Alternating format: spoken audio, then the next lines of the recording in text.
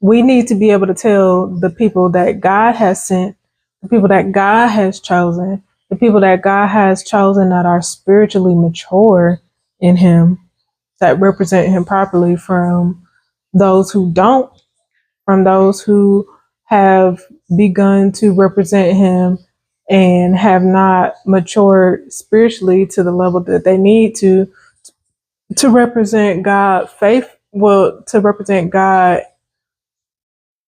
in a manner that is sufficient enough that it would not cause someone who is less mature than them to drift away because of the example that they've set. And you need to be able to tell that person from the mature person from the person who actually serves the kingdom of darkness but says that they serve the kingdom of light, because Satan himself will masquerade as an angel of light. And so we have to understand that in this new era, there will be people who work for Satan, but claim God, claim holiness, claim righteousness. And so you have to know, first and foremost, that no one who represents Satan is going to be able to display genuine love. The Bible says you will know God's people by his love for one another.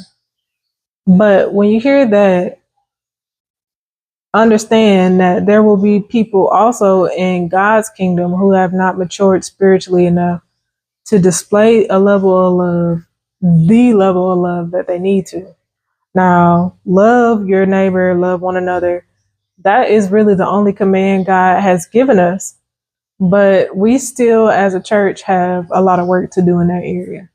It's going to be the way that people act versus the way that people speak, because anybody could open their mouth and tell you anything. They can tell you anything.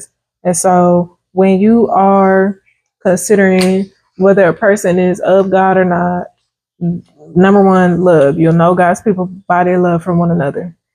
Well, what is love? First Corinthians, the Bible verse I just mentioned, it says love is patient, kind, it does not envy, it does not boast, it is not proud, it does not dishonor others, it is not self-seeking, it is not easily angered, it keeps no record of wrongdoings. Love does not delight in evil, but rejoices in the truth. It always protects, it always trusts, it always hopes, it always perseveres. Love never fails. Now, a person that is of God has these characteristics. But because everybody is on a process of maturation, someone who is of God may not have matured spiritually enough to have all of them. And so that's where you have to use discernment. That's when you have to pray and, ask God about a person. Because if they're not spiritually mature yet, they may miss the mark on some of those. And that's okay, because we aren't born with all of those characteristics. We have to go to God and, reveal the pieces of ourselves to Him that need improvement. We have to take those pieces if we want to reflect love in a more perfect way, we have to pray about it.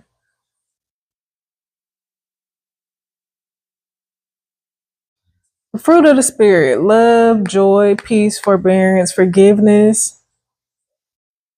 I just made that up. Forgiveness ain't in there, but it should be. Kindness, gentleness, faithfulness, self-control. That is the fruit of the Spirit. So again, these are all the characteristics that you would have to look for. I'm saying just use this video as something to put in your spiritual toolbox for you to say later. And when the time comes, when God presents you with new people, or when Satan presents you with new people, or new people come into your life in general, you'll know how to detect God's people and differentiate between a person that has come from God and a person that has come from Satan.